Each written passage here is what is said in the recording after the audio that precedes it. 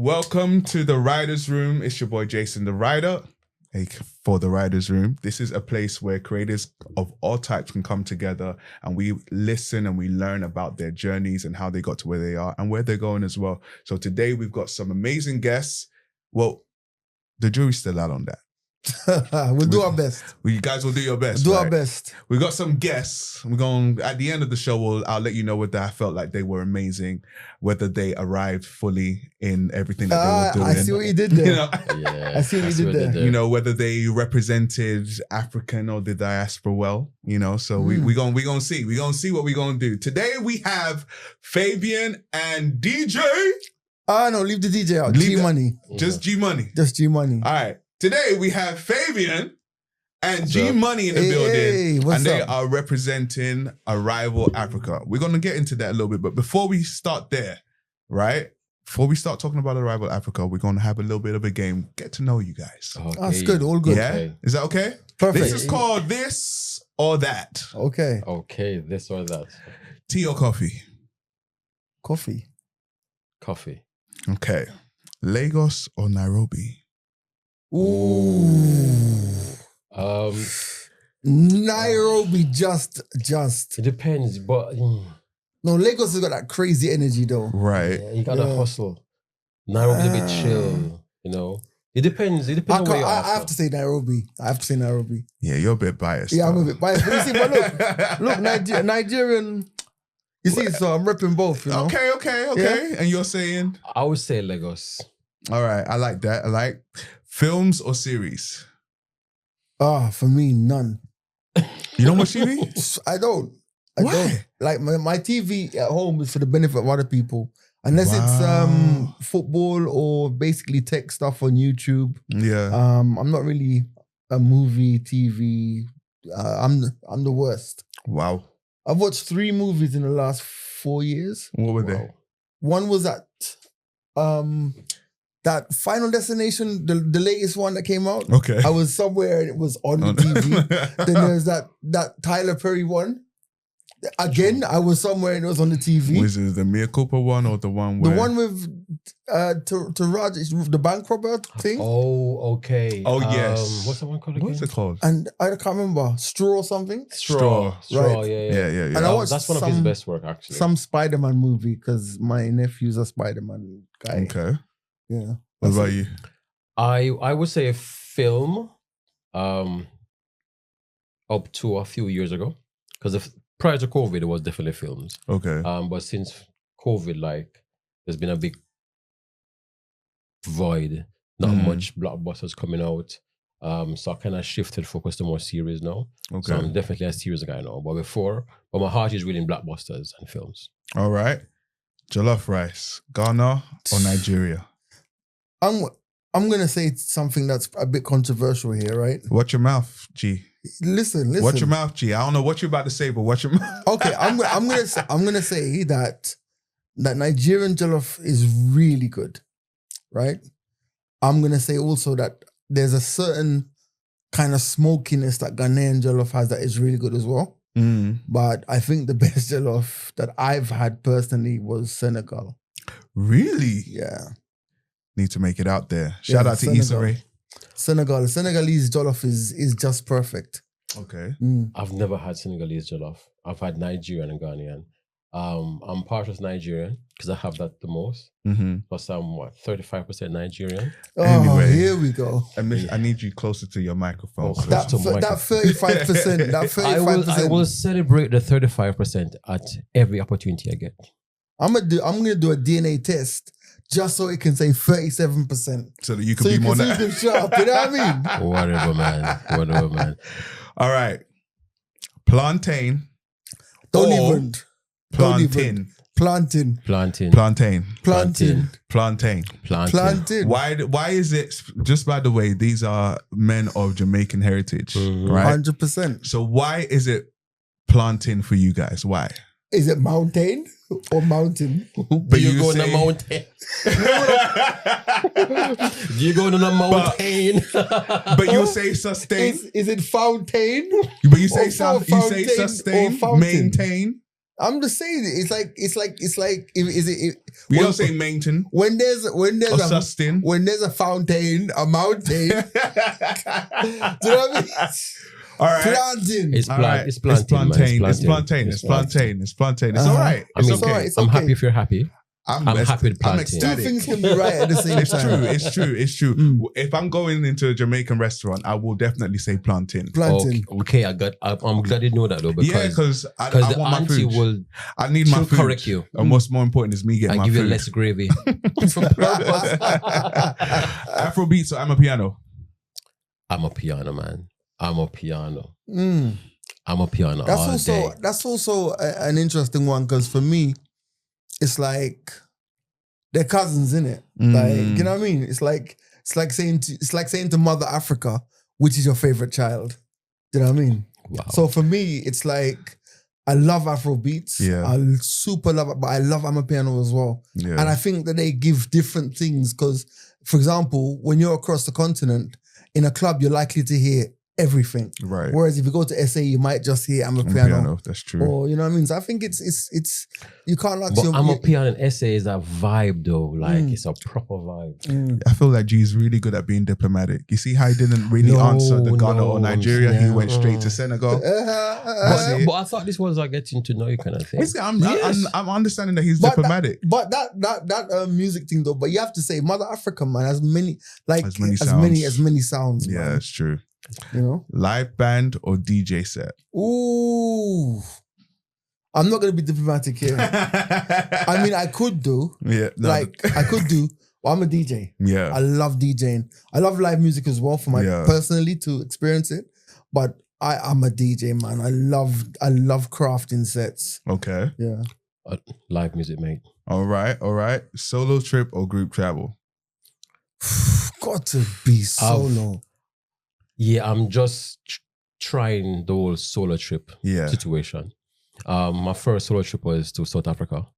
So I'm really trying to break that codependency of traveling to places where people are or traveling in big groups. Yeah. But solo trips are very liberating. It's freeing. Really? You know, you work on your own schedule. Very. You get to do what you want. You wake up late if you want. There's no 7 o'clock call to go into any sort of activity or seeing a site. So it's free. It's very liberating. So I feel like group trips, like because we're actually about to go on a group trip this weekend, right? Yeah. And I'm already like putting the boundaries. Like I'm not doing everything that you guys have got planned. There will be days when I will not be leaving the house. I feel like when you travel on your own, and there's benefits of traveling with a group as well. But I feel like if you can travel the world on your own, you learn so much about yourself. You know, very true. So I'm solo. I love a good solo trip. Yeah. That's actually my preferred way of traveling. Traveling, right? Yeah. Group trips are good if you have that one person that does all the organization and they'll tell you when to show up and how much money to pay. And that regard, mint. Yeah, and also I think solo trips give you an opportunity because I'm blessed in the sense that like literally everywhere I go, I know someone. Do you know what I mean? But it gives you a chance to just walk around and just be, you know? Yeah, I hear it. All right, last one. Late nights or early mornings? Early mornings, man. Nights meant for sleeping. Yeah. Well, I did a morning show for 17 years. Oh wow. A morning radio show, 6 a.m. Come on. But I've realized since I've left radio, I prefer to stay up late rather than have the pressure of waking up early in the morning. Yeah. But I'm still an early bird. I'm still a 6-7 o'clock guy. If I have to be, I will be. But if it's my choice, I'm probably gonna stay up late and then sleep in. Ah, okay. No, I'm an early riser. My problem is that I now go to bed because I know no matter what happens, it's inbred for me to be awakened. And I wish I had that. Yeah. I wish I had that. I'm more productive in the morning as well because by afternoon I don't want to do nothing. Okay. Yeah. So how's you guys' week been so far? It's been good. I came into London on Monday. Yeah. From Nairobi. It's been very relaxed because, like I said, we've come to because we're going on this group trip. So pretty much everything has been sorted. It's just a last few minute things like, I want a new pair of sneakers. No pressure. Yeah. It's been no pressure. It's not been a very busy trip, so it's been dope. been dope. That's good. Yeah, mine has been good, man. Just trying to wind down work because I'm going on the trip on Friday. So it's really, I've been putting a few late nights and early mornings just because I don't want any backlog to be created. Because when I come back, I want to be able to just continue where I left off. Exactly. That's as opposed to feeling happen. stress. That's probably not going to happen. I kind of feel, I feel it, but I'm I'm hoping for the best. I'm hoping for the best for you too. All right. Into the getting to know you guys for real. So I've heard a little bit about Arrival Africa, and by a little bit, it's more been like me and G are working on a thing called Arrival Africa. Right. So tell me about it. So for me, I see Arrival Africa as a bridge, as a platform, just to connect intentionally creatives in the UK, specifically, usually, with various places in Africa. Okay. And for me, having had the benefit as a Jamaican of living in Nairobi for the last 17 years, I realized that it's something that me and Fabian have been doing, but it never had a label. So for example, when Fabian would come to Nairobi, he'd be in the fashion spaces of Nairobi, like, sourcing all these materials, whether it's for people back home or his friends here, or, maybe there's a function he needs to go to. So he's got such a connection to the fashion side of Nairobi. So he's been like that bridge without even realizing that he's been that bridge. For me, it's also been music and people. For example, like all of my Jamaican cousins, because we're a Caribbean family, have now visited Kenya. There are artists from the Caribbean who have never had an inkling they'd go to Africa, who have brought to perform. So it's something we've been doing for a long time. And as friends for like more than 2 decades, it was just a light bulb moment and said, do you know what? We need to turn this into a business. You know what I mean? To gain some revenue from it. Sorry. So basically what G said, but I see it more as like a platform as well, but more for cultural exchange. We provide a gateway for artists, creatives to come to the motherland and to showcase their talent, and vice versa. So it's a platform and a portal, so to speak, if you're into those things, where you can reach across the Atlantic. You touch Africa, you touch a talent, and vice versa. So over the years we have been doing it, but we just really haven't put a label on it. Traveling, we've been encouraging people to come back to Africa.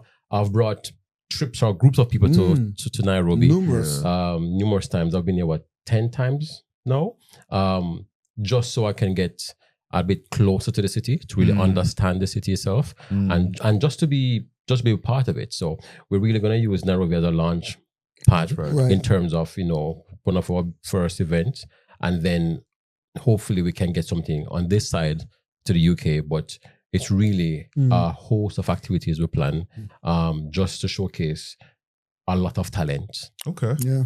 So you mentioned that you guys have known each other for like 2 decades plus. How did you guys meet? Crazy issue. Big issue. Crazy story. When we met, I don't know how he felt, but I hated him. I hated this guy. Like, we had a mutual friend, and like this guy was just like, yo, I can't wait till Fabian comes from Jamaica, and like Fabian's the coolest. So I'm just like, hello, like I'm here as well. So the reason I hated this guy was there's a day when I had to send him some money to Jamaica. My friend had told me to send some money to Jamaica. Yeah. So I am at like Elephant and Castle at the Jamaican National, and I don't have the ID, I don't have this, I don't have that, because I've never done it before. So I call him, I'm like, yo, by the way, I've been told to send you some money, but I can't do it. And he was like, all right, cool. And I was like, imagine, I'm here panicking, like thinking maybe, knowing how Jamaica is, like, maybe he needs the money and this. Like, yeah, okay. I'm like, Then why not even? So by the time he came to England to go to school, I was already like, I don't like this. I don't like this brother. I don't like this brother. Yeah. You know, it wasn't that serious. it was for me. It maybe for you, but for me, I was like, oh yeah, it's just a transaction. So Yeah. you know why And you didn't know where he was when he called you. Yeah, man. I know because to remit funds to Jamaica, you have to go In to those days. Yeah. a special place. And I think from a personality perspective, I like to get things done. Yeah. So the fact that I couldn't do it was even more. So maybe the frustration, you're right, was more on my side than even his side. But For me, it was just a transaction, and these things tend to resolve themselves. I was like, yeah, when I come to the UK, we'll talk and we'll just sort things out. So I was a bit nonchalant about it. But for me, it was just really a transaction. I mean, I didn't hate him like how he hated me. I just didn't. Nah, I hate you, bro. I hate you, bro. But I have a tendency. He was just my like brother's friend. So you know, and we used to hang out. And then we went to some party. So the way we became friends now was the crazy part. Yeah. So our friend was notorious for getting into fights. Yeah. And one of his exes was having a party. So we've gone to the party. He's there, she's with her new boyfriend. And we just it's a house party. Then all of a sudden we just hear a commotion. And we hear our boys cussing.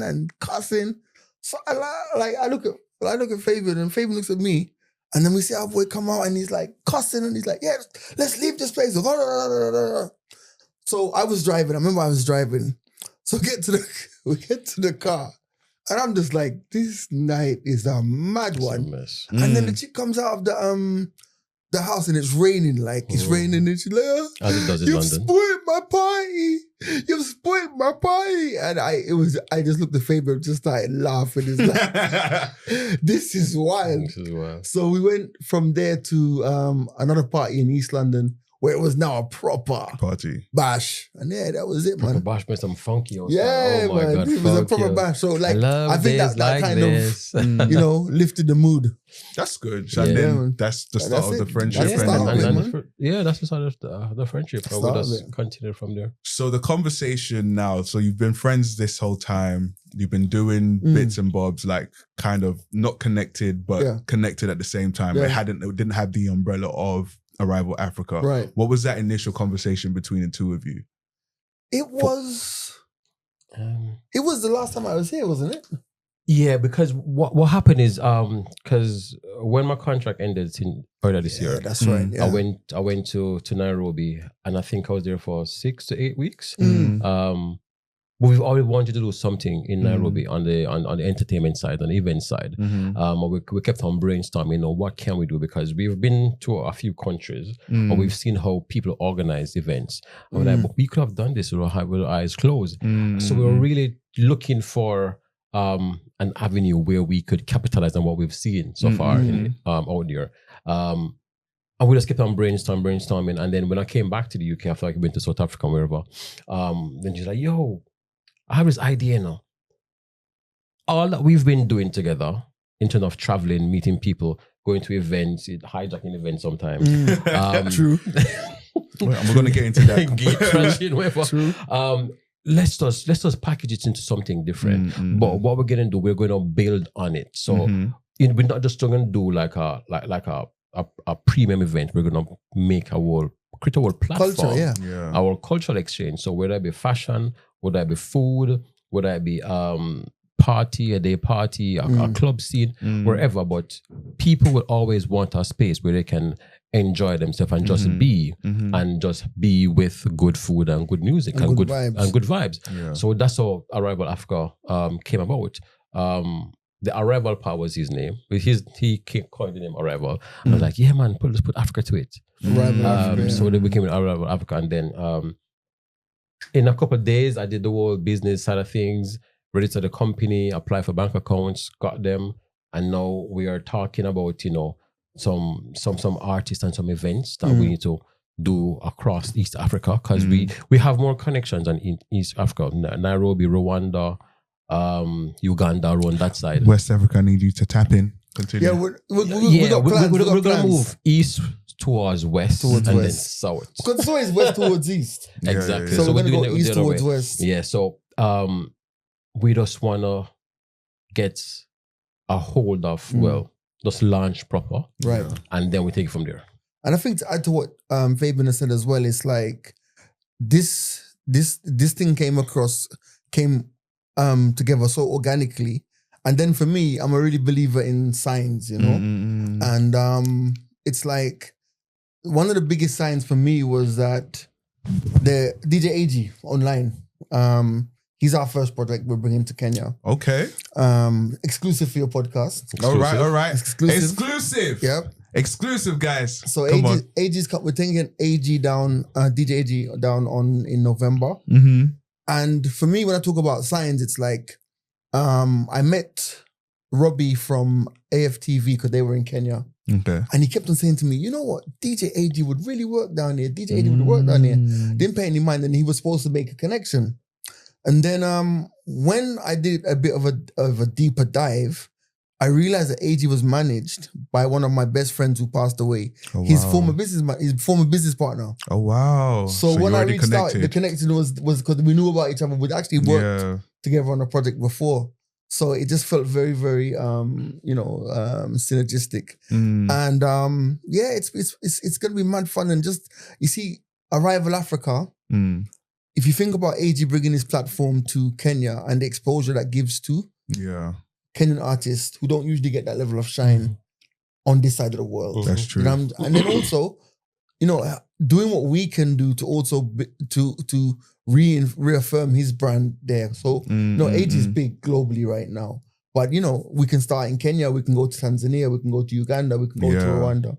So it's just a natural fit. Yeah. Like in terms of it's not a DJ per se, like just a regular DJ. It's not an artist. It's someone who's created a platform. So what better way to, launch our platform by using a platform as well. So and connecting the UK to Kenya. So it just works. That's good. Now on this journey of, people say friends shouldn't go into business with each other. I don't believe that, because I feel like a lot of my business relationships that I had in the States came from friendship, and I value people's business because I'm your friend. Right. Obviously, there's some friends that don't do the same thing, but how has it been like working together? He's taking off his glasses. He's taking off his glasses. You know what? I think we both have distinct skill sets. Yeah. And they're very complementary. Yeah. So I'm the geek and the nerd. Okay. In the duo. And I'm not. And he's not. So when it comes to, and for organization, I'm better than him. He's not. Even though we're both creative, I need structure and boundaries. He just create and just expand, literally. So when you put that together, it does create a very workable synergy. Like we bounce ideas off each other, and without saying, okay, you will do this and I will do that, we both leave a conversation knowing exactly what we need to do without each other telling the other one what we need to do. There are times where G's like, oh, Fiban, have you done that? So I'll do that. And I said, G, have you done that? Then, we'll do it. But I think it works well. And the thing is, we have a number of years of friendship, which is built on strong foundations. And we are very transparent with each other. And if he needs to be pulled up, I'm going to pull him up. And he does the same thing. And I think the mere fact that we can have that exchange without any sort of animosity or sort of issue, I think that makes it work. People who don't have that will struggle. Right. If you can't tell your business partner or your friends, say, you need to pull up, bro, because you're not doing it properly, then it's going to cause a problem. It's not British. Then it's going to cause a problem. Okay. It's going to cause a problem.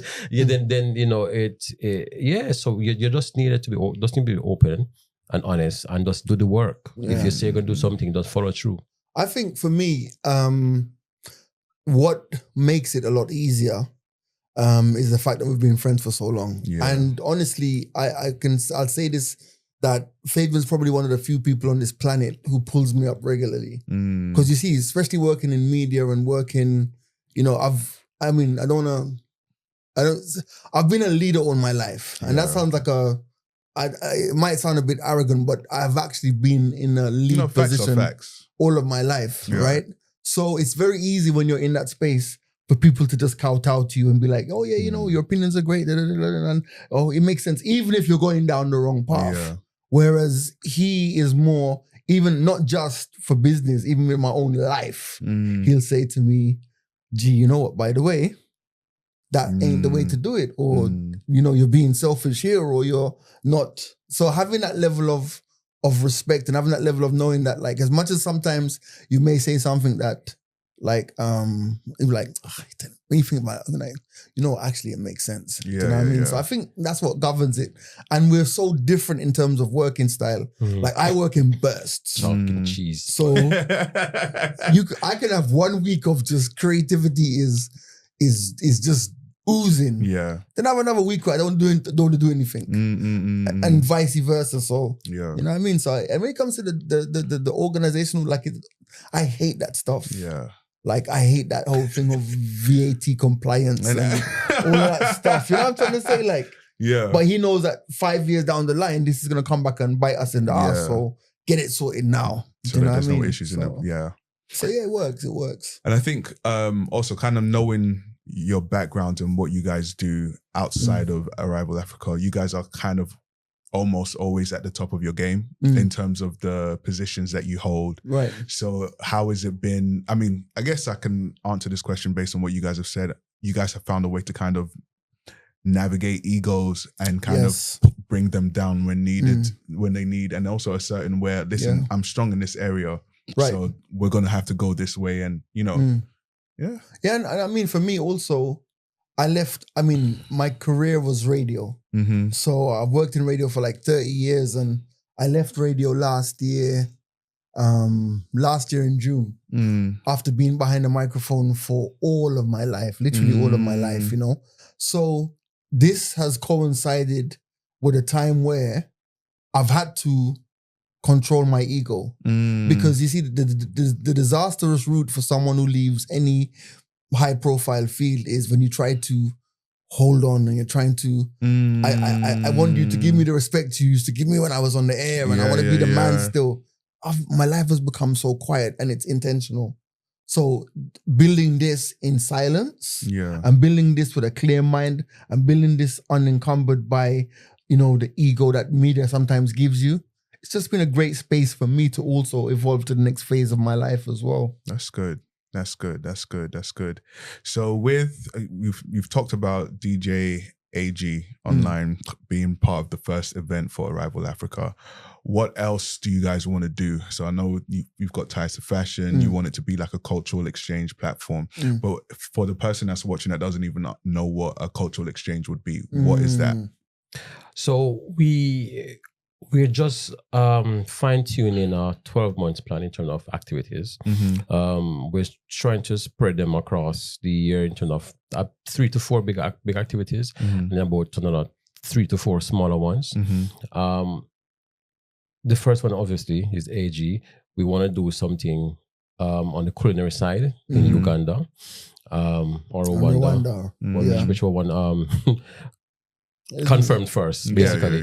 But the cultural exchange is really just providing a space where you can experience something outside of what you don't normally experience, you know? So for example, the culinary thing that we're looking at is having a night or an evening with some of our key sponsors and influencers, just have a Caribbean, so a Jamaican event where we eat like really authentic Jamaican food, you know, hear some really authentic Jamaican stories, stuff like that. How much does it cost to be a sponsor? We have different tiers, but I'll let you know. just let me, whichever tier gets me to that event, I'll be good. Go ahead. And we're actually targeting Rwanda for that. Yeah. Okay. Because we have a really, and one of my mentors actually, she has a company in Rwanda. She does really well for herself, and you know, I feel like Rwanda is the sleeping giant of East Africa. Like it's Kigali Kigali is the Africa we want to see. It's a beautiful city, man. It's organized, it's clean, it's planned. So do I need to add that to my travel list? Listen, you must. East Africa, it's a place to be, man. Yeah. All right. Kigali West have a vibes, but East Africa, watch out. And that's the thing, like you said earlier, like West Africa's always, shining, but East Africa, it's got its own unique buzz. So for me, like, I want to say, for example, once we finish with AG, and I'm sure, like, I know in East Africa, because even how we speak with his management and stuff, it's like we can see us doing that 4 places in. Yeah. But eventually, once you create a blueprint that works, it can be rolled out in different markets, So that's just one thing, And like I said, I really love Rwanda. I love Uganda as well. Uganda, like Kampala and Kigali are cousins, but they are so unrelated. Yeah. So Kigali is the well-behaved, nicely groomed, cousin. And then Kampala's the rough cousin that you used to love hanging out with, but even your parents are like, watch out. When you go over there, watch out for those ones. So I love the region equally. So that's what we can. So as someone who has lived on the continent for the past 17 years and someone who has frequently traveled there, what are some misconceptions about Africa as a whole, or specifically the places that you've touched? All right. The biggest one is that the countries in Africa are backward. Are run down or unsafe. Listen, I was a night in Nairobi. Sometimes I'm coming to a club and like 7 o'clock in the morning, the walk of shame. And it's just, This guy, when he's in Nairobi, let me tell you, when this guy's in Nairobi, so I used to have 2 cars. I've lost count of the nights when he gets there, I just give him the bigger one because I'm like, if you hit a pothole in this one, it'll be fine. Yeah. I'll take the smaller one, right? I've lost count of the times when I've ended up in the same venue as him. Like, unplanned. I finish the gig, I pull up, he's there. Yeah. Like, this guy treats Nairobi feel like it's home, man. It feels like you know what I mean? So, I think Nairobi, because growing up in Jamaica, we never really had a good impression of Africa, the continent. Facts. Yeah. I thought there were 2 countries in Africa, which is Mogadishu and South Africa. Yeah, that's what you saw. Hold on, Mogadishu. Yeah, on the news. So I thought Mogadishu is the capital of Somalia. Okay, cool. So I thought that's our country. You even know about Nigeria? Wow. No, we didn't. Wow. No, in Jamaica you wouldn't have. No. I knew about Nigeria because I had Nigerian neighbors in London. Yeah. But Jamaica is South Africa because of the connection with Nelson Mandela. And Mogadishu only because they had a humanitarian crisis in the early 90s. I get it. So it's only when I moved to the UK and was doing my master's when I met other people from Africa, like people from Zambia, from Ghana, from Nigeria, from Kenya, Ethiopia, Zimbabwe. And then okay. And I remember one time talking to this girl in my class, and she said, "Oh yeah, we went to the waterfalls." Like, waterfalls? I was like, what is gonna talk about? A bear fly the people face Africa? Yeah, flies on their faces. Yeah, like every kid have a best friend on a fly. And it's ridiculous. And that's the image that they sold us. So when I went to Nairobi, the first time I was meant to go, it didn't happen because they had election. Yeah, elections. And my boss says, Fabian, I will not approve a vacation to go to Nairobi, get yourself killed. Really? Yeah, but I did go the same year, but later on in the year. And when I got there, it was like, it reminds me of Jamaica back in the 90s, 90s. Yeah. People are always smiling. Like you see someone down the street, they must smile until they get to you. And it was so pleasant and it was so warm. And I'm like, okay, this is nice. Yeah. And since then I kept on going back, and the more I went back there, the more friends I gained. The more experience I started seeing different areas across Nairobi. I even have a birthday thing there. This guy for his birthday 40 people turned up. I never knew I knew 40 people in Nairobi. Nonsense. Wow. So it was really an eye-opening experience, and I'd encourage everyone to at least pick a country and just go. Zone in. Exactly. So the bad rep that Africa gets is a misconception. Yeah. Completely. Even when I went to South Africa this year, when I was telling my friends that I was like, be careful in Joburg. Be careful. Like, you need to make sure that you're... And I was just like, I'm also quite a confident guy in terms of I don't ever feel unsafe. Right. One, I can fight. And come true, bad man. Listen, man's from Southwest London. You get me, Brixton, brother. You get me. I get that. I hear it. But and then I also like faith wise, I'm just like faith. Yeah, like I'm not. Not, and I'm not also never going to be someone that's going to look for a fight either. Facts. So when I got to Joburg, all of that wasn't playing in my mind, but I would remember every now and again, I'm just like, but there's nothing to be worried about. It wasn't until I was going from Joburg to Cape Town. When you went through the hood. No. Even when I went into Soweto, I wasn't worried. Because I went into the slums, I went and visited a family. Soweto's a nice place. And there was only one thing that I didn't like was that when I did that tour, they didn't tell me that I would need to be generous. Yes. And so it just sprung up and I was like, well, I don't like to be, I don't mind being generous, but let me know ahead of time. Yeah. But when I was going from my hotel to the airport, the driver was telling me that at a certain point in the night, they don't stop at red lights. Yeah. The robots, they call them. The taxis, they don't stop at red lights. And I was like, oh, why is that? It was like, because... somebody can, and I was like, okay, and that was the only time where I was like, oh wow. Right. Outside of that, nothing. I got pulled over by a police officer in Joburg. Yeah, because I stayed in CBD area, and the policeman, he just wanted me to buy him Nando's, and he kept on asking me all these questions. Oh, where's your visa? I said, what visa? Because when I would travel my British passport and Jamaican passport, because I will get further with Jamaican passport. Really? In Africa? No, with Africa. Man. Wow. You are king. Let me tell you. When they hear the accent, free food, free drinks, all Jamaican passport. Yeah. With British passport, you need a visa to go to Ghana. Yes. You need a visa, visa to go to Kenya, Tanzania. I'm not sure about Rwanda. I know Uganda. You pay your $50 or whatever to get in. Yeah. But Jamaican passport, you're just in, bro. You're just in. Wow. I travel mostly my Jamaican passport has been everywhere apart from Jamaica. And that's actually true. Wow. Yeah, it's been my Jamaican passport is almost full. Even when I go to the States, because I have a visa, I have a US visa on my Jamaican passport. When I go to the States, I don't apply for ESTA because it's ridiculous. Why am I paying for ESTA when I've already paid so much money for this 10-year visa with my Jamaican passport? Yeah, so no, my Jamaican passport, I show it. I always use it. And that's the thing with Arrival Africa. It's like, these are things that people don't know. These are things that people in Jamaica probably don't know about traveling. Everyone's like, so what visa do I need to get to go to Kenya? I know you don't need a visa. Like, I don't need a pre-visa or it's called a travel offer. Nothing. I go with my passport. Hey, Jamaica stamp, 3 months you're in. Wow. If I use it to get into Kenya, I've never known that.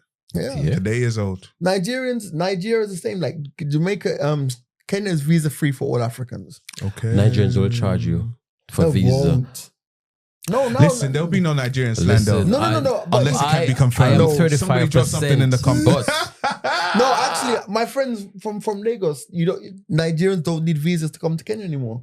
No, I'm talking about Jamaican. Oh, okay. Yeah. Okay. I mean, Jamaica needs a visa to go to Nigeria. I don't know why, though. I have beef with it. Like, if you're a Nigerian politician, fix it. Yeah, should I talk about beef? That's one of the only countries. They need to fix it. Nigeria, I'm not happy with that. I'm 35% Nigerian. If I say something about I would like to use my 35% to get into Nigeria for free. But Nigerians need visas to go to Jamaica as well. So. It don't really matter. I'm 35%. Listen, I'll tell you some stuff offline. we need to fix that. It might not be that difficult for you to get. Okay, we'll talk offline. But I mean, misconceptions. Yes. Like Fabian said, man, in terms of development, Nairobi the development in Nairobi is crazy in terms of residential property going up, business properties. Life is still hard. Life is, especially with the economy, but it's a global thing. Life is hard everywhere right now.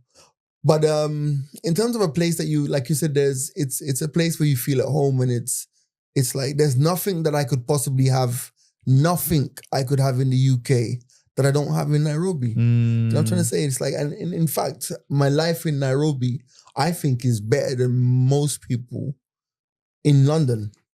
Yeah. You know what I mean? I think a lot of people who have made the journey from leaving like the Western world and going to the continent. Yeah. Generally have a better life when they're out 100%. there because one, your money goes further, especially if you're taking pounds over there. And then two, it's a different quality. Even people that have moved to Dubai, I know people that have never pumped gas in I don't Dubai. know what that like. I don't know what that feels like. Like I know. Are you hiring? I know in my house. I know I have an iron. Like an iron. You just know. I just don't know where it is. Oh wow. Do you know what I mean? I just don't know where it is. That's a soft life, man. Even on this trip to that we're going on, this group trip we're going on, my biggest thing is that, man, I'm gonna have to take stuff out of the suitcase and iron it. Like, wow. You're living nice. G. I'm living good, bro. You're living nice. I am living nice, wow. I have not ironed in Decades. I'd say at least more than 10, 15 Lucky for years. some boy. I just bought a steamer. I'm trying to retire from ironing and go into steaming. Yeah, does it work? It does. Yeah, I might get one of those. That's that's actually good. You can get portable Is there steamer. travel ones? Yeah, you can get portable steamer and you just hang it up and you just steam your clothes. Really? Yeah. I'm gonna try that because boy, I'm old fashioned. I need to iron the iron one. but Why? life is good. Life is generally good, man. And I think that's like if there's anything that that we need to I always tell people is the best life I've ever lived has been in Kenya. Wow. 100%. 100%. That's good. That's good. Life has been good, bruv.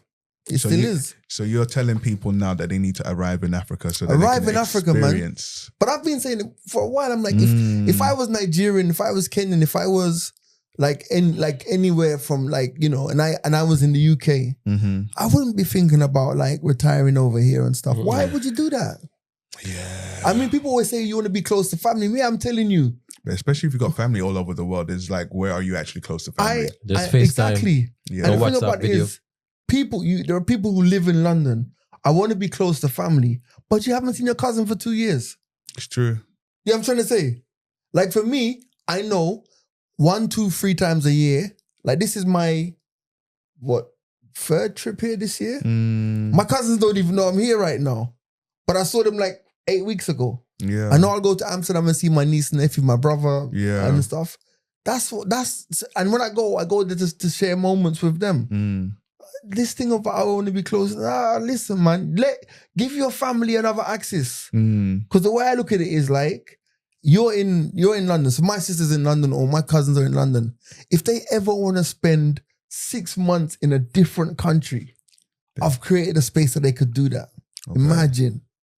So, you know? Can we be cousins? Yeah, you know, but you're welcome, man. You're open invite, bro. Your family, bro.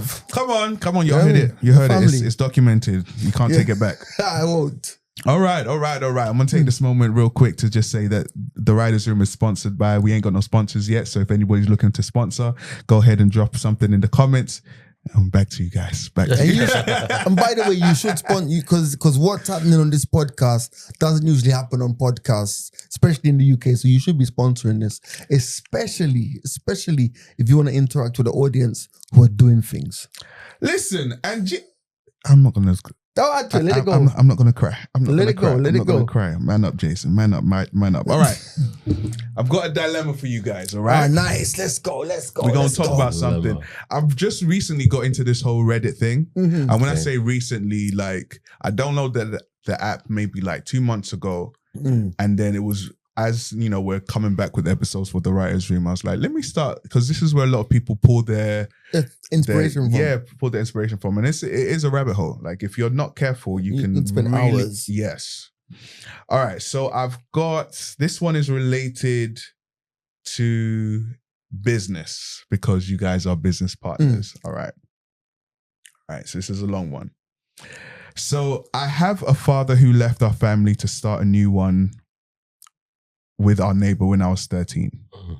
Wow. Messy. I never fully forgave him, even though he tried and still does to make it up to me. Growing up, he would pay me to work with him in his company. It's pretty advanced construction finishing stuff, like custom molding for many different uses.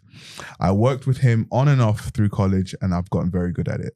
He asked me to join his company full-time as an equal owner after I graduated, but my stepmom had a fit and basically forced my stepbrother into the mix as well. I do not get along with my stepbrother and told my father that it's either him or me. He also did not have the right skills to work in a major capacity. To no one's surprise, my father said I needed to compromise so everyone in the family can be happy. I refused to compromise and went ahead and set up my own company. My father was upset, but I guess he figured he couldn't stop me. We continued having weekly dinners. For some reason, people are liking my company's work more. I've expanded my company more than my father ever has. I also targeted his major clients who have slowly come over to my company. I don't even do any of the labor myself anymore unless I want to. Last week, my father broke down and said his business was struggling to survive. I admit I did feel bad, so I offered him a full-time job in my company. Love it. And that I'd buy out his tools and workshop lease. But I told him my stepmother and stepbrother are not welcome anywhere near my company. This made my father pretty angry, and we had a pretty big fight. He said I betrayed him. Then I basically told him he betrayed me by cheating on my mother. I do feel kind of guilty. I ruined my father's company he worked hard to build. But at the same time, he forced me into this position by getting his family involved. What are your thoughts on that? That's Star Wars. Wow. That's Anakin right there. Yeah, Bruh. that was that. That's. Do you know what? Do you know Go what? for it. Whew. I feel nothing for his dad. Same. His dad's spineless, bruv. In the sense of like, listen, it's like you can go out there and have another family, and that's fine. Especially if you and your child's mother, your family, you know, there's nothing that says stay together if you're not happy. You're right. Right? So he's gone out there, left the mum, and done this, right? He should have safeguarded the relationship he had with his because son, the son's there already. Absolutely. And the part I didn't like now was when the stepmom was like, and he's very respectful to say stepmom, because not all stepmom, or there are many stepmothers out there who love their other kids as much as they love their own, right? Yeah. But for the stepmom to say no, if anyone's going into this business, it's got to be my son, shows a level of immaturity there as well. Right. And the fact that the dad countenanced that as well and allowed it to happen. So that's where the villain story began. This is true. And trust me, in that situation, let me anyway. I've had a similar experience in my own life, not with my mother and father, but I used to work for a company, and they sacked me in a way that I didn't feel was right, and I went and set up the same business down the road, and I lived to see them coming and buying stuff from me, and I loved it. We praise the Lord for that. We praise the Lord. God is good. So I'm there, and now I would say to him, don't treat your dad in the way he treated you. You get? Yeah, that's where I judge. Because then you become the monster person, that you didn't like. You know? Yep, I agree. I wouldn't, because sometimes when you match energies, you have to be careful. Because energies don't disappear. It transfers, it changes shape, form, form. So you become that monster. The same thing you fear, you become that person. Facts. So what you just need to do is just set boundaries. And I think that's what she started to do. I wouldn't have employed my dad.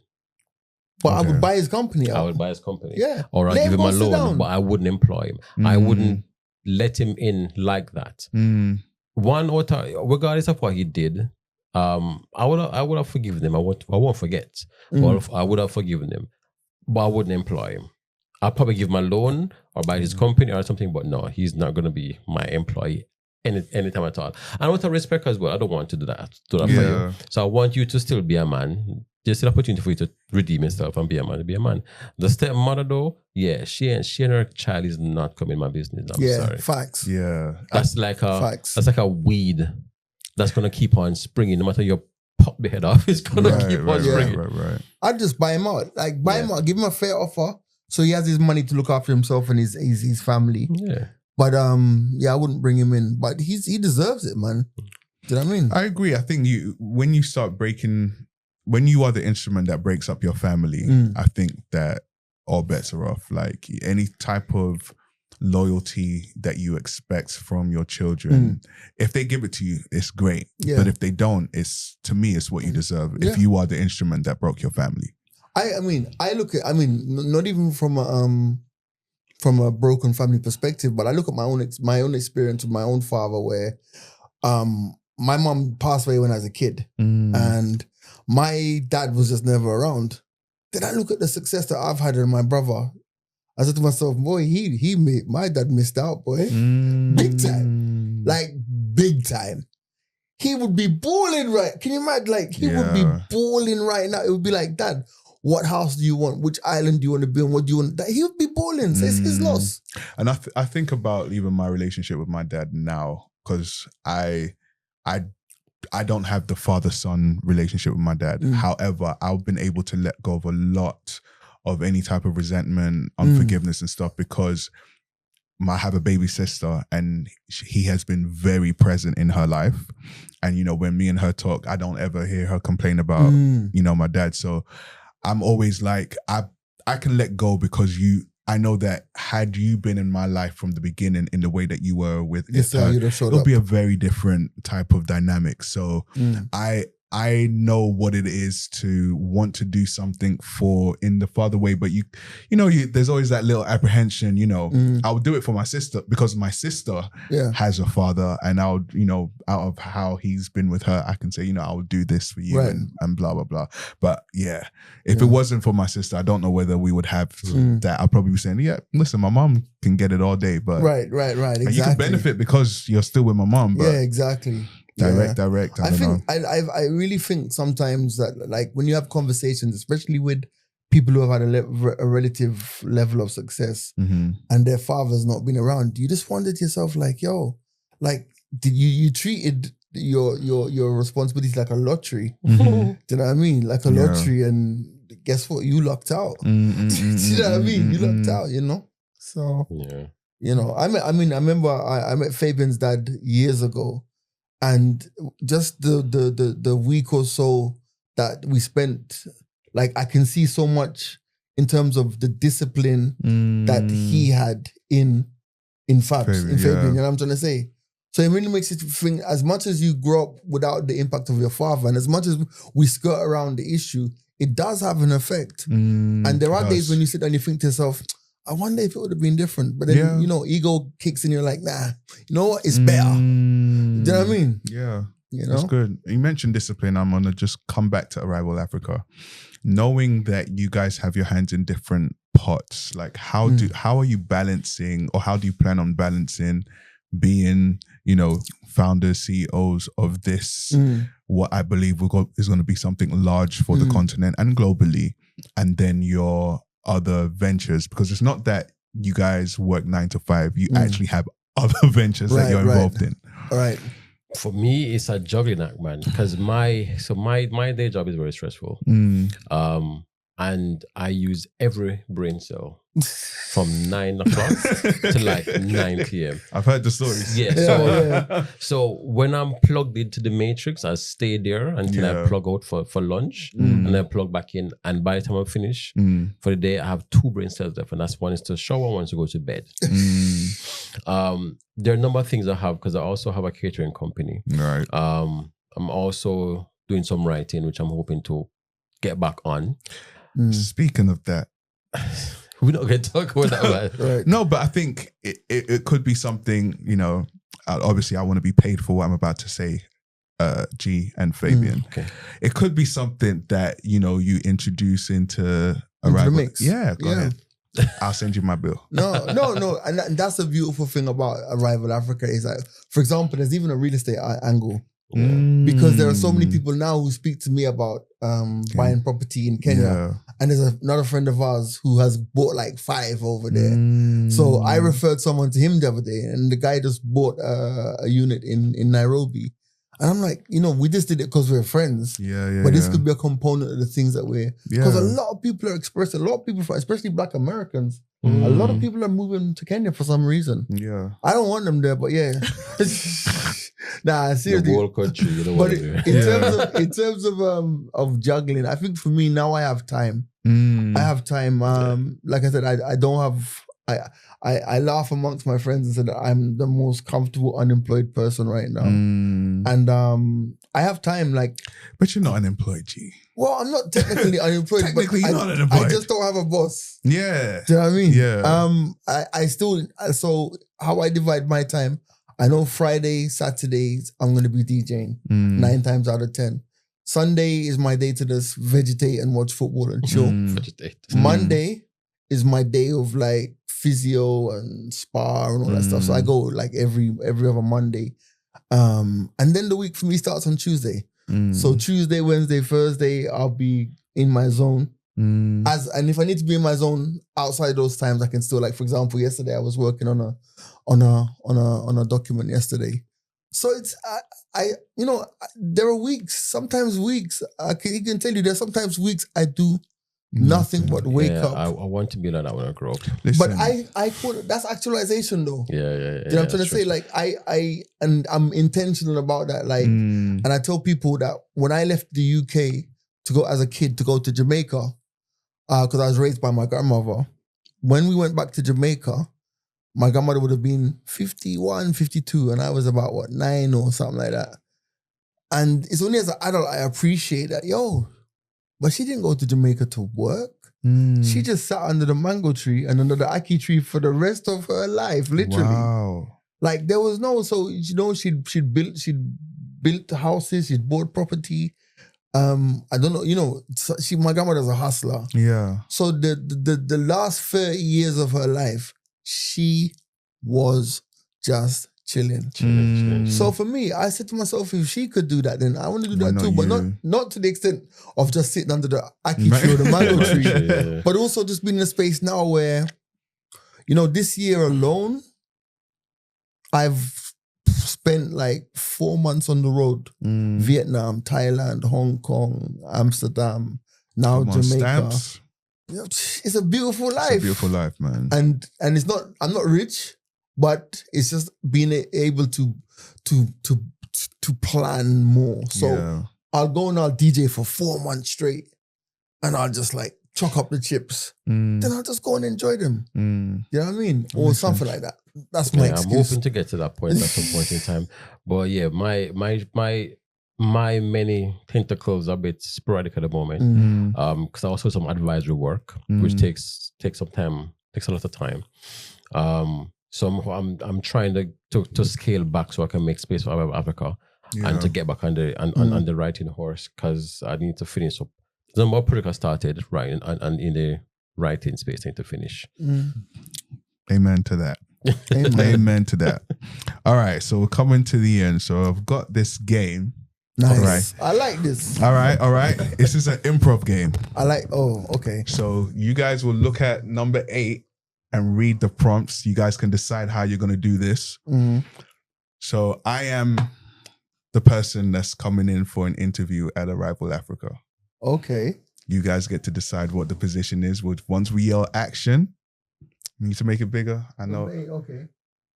Okay. No, it's good. Okay, cool. You guys got it? I got that. We got that. All right. So we're just gonna see how this rolls out. All right. Okay. All right. Now, mind you, I'm a Oscar-winning actor, so these improv skills are top 10. So, all right, and cool. Action.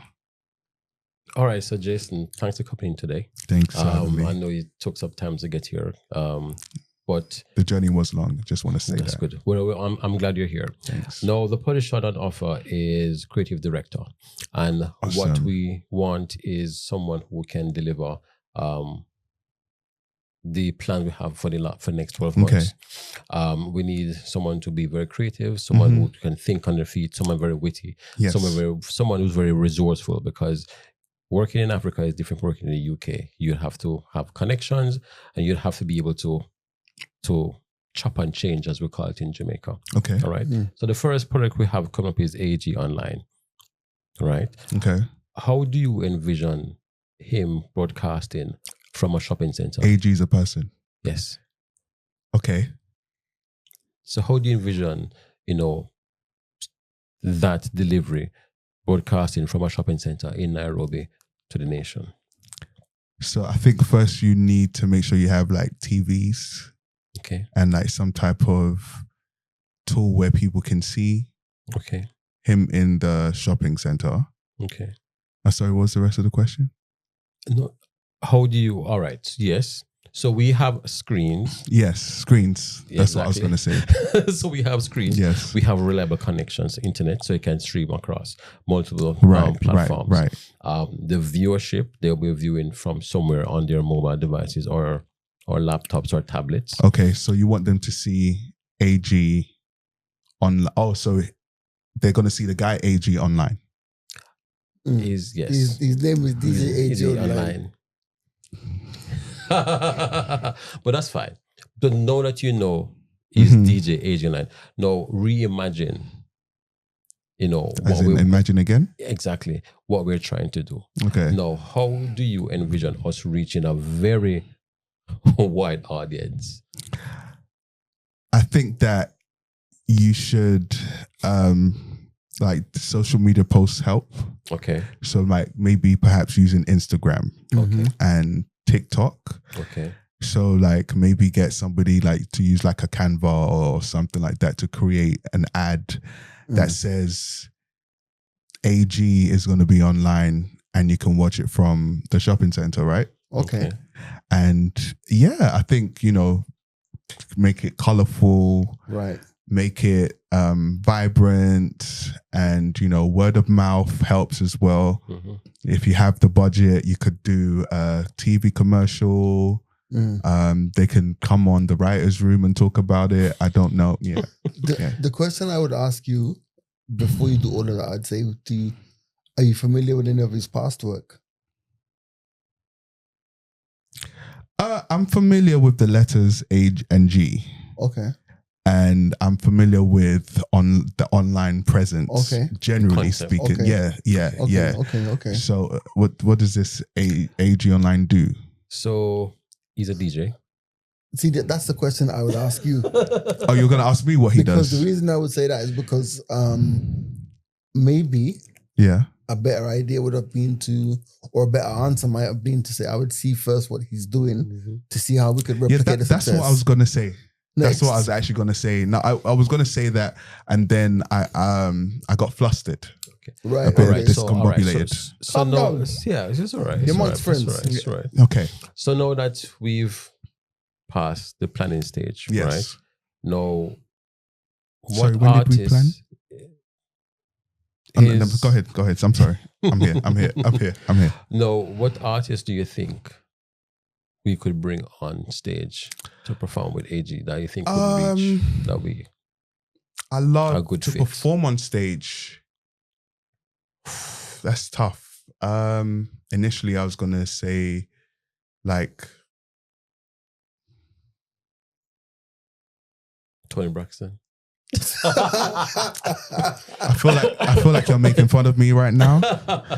But yeah, I would say like anybody that's really good at like with brushstrokes and painting and stuff like that knows how to deliver art. I think that's who I would consider that would be good, because they could paint Africa, what their impression of Africa is. I concur. And I think it would be a nice juxtaposition to have AG do what he does, which you said was DJ. So he'll DJ, right? He'll be while DJing. Someone's painting And to the rhythm. I think that would be really good for people to see, because it's like, wow, this is art, and I'm listening to art as I'm seeing art come to life. Okay. Excellent. What does art mean to you? Art is quite subjective, actually. Okay. So to me, and I guess that's why you asked, what does it mean to me? Because it is subjective. I would say art is beautiful. Okay. It's moving. Beauty's in the eye of the beholder. Yeah, it's moving. It's alive. It's something that is close to my heart. Okay. Yeah. Okay. I only have one more question. Well, let's go for it. When you saw this job advertised, what's going through your mind? what drew you to it? I mean, I thought why would you want to work for Arab Africa? Well, one, I believe I am creative. Okay. And I know how to direct. Okay. I come from a big family and I used to have to direct people to wash the dishes. Things like that.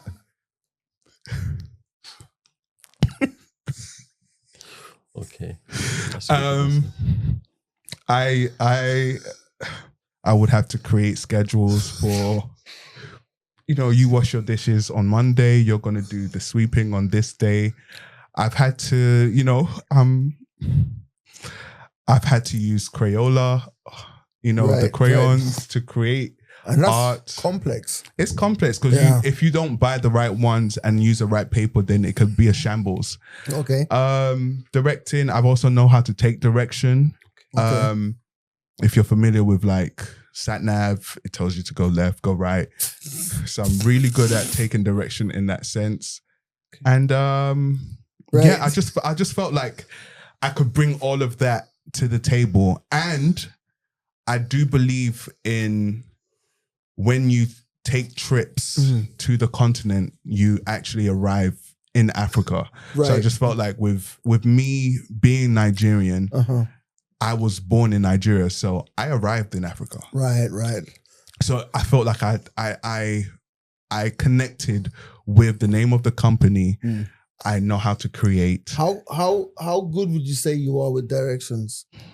I would say, like, if you tell me to turn left, I'll turn left. Right. If you tell me to turn, I mean, do you remember the way you got into this office for this interview? Yeah, because I can walk out the same door that I. Oh, you could? Yeah, definitely. And then I'll just follow the signs to the reception. Prove it.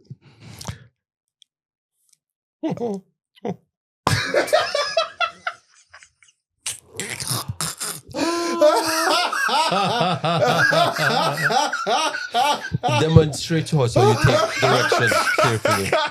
That was good. I've had a good time talking to you guys. And seeing. Yo, that's hilarious, bro. That's crazy. Wow. Yo, that's you know what? I've been on a lot of podcasts. That's the funniest conclusion to a podcast I have ever been a part of. I was trying to see where it's going, but no, it's dope. I had to throw you off. Super dope. I had to throw you off. Super dope. You thought it was going to be like a real interview. I knew you were going to come with something. Yeah, that was funny. I was trying to see how far you could have gone with it. You took it to town. Yo, that was funny. Well done, man. Well done. Appreciate it, man. It's been good talking to you fellas, man. Man, it's been amazing, man. I can honestly say, because I know you guys and I believe in vision, and especially the creative world, and just being able to bring things to the forefront. And I'm becoming more passionate about the continent as well. Right. I think there was a time in my life where I was just like, you will never catch me in Nigeria, because there's some trauma there. Of course. But obviously now, like, as I've gotten older, you get wiser. I've been able to go to South Africa, and I just want to see more of the world. And then, your venture being something that brings both passions to life, like my heritage and creativity. 100%. I'm excited for what you guys are going to do. And I hope that everything that you lay your hands to do prospers. Amen. I pray that people see it as a way to educate themselves on the continent and, eat, listen to music, see as many creatives out of Africa, there's a famous quote as well. There's a song by Taurus Riley, he's a Jamaican singer, and it's called Africa Awaits. And one of the chorus actually goes, Africa awaits its creators at home and abroad. So I just want people to know that Africa's waiting for its creators. It's true. To come home and to bring that level of, because we've always, Africa's given so much to the world. And so much to the world. So we're waiting for guys to come back and say, okay, cool. You've given us so much. Let's now Let's help you, man. And we've created a platform to do that. Yeah. 100%. Now, do I get a discount on this platform? Or free reads? Well, you know, I'm away. Well, judging by that last interview.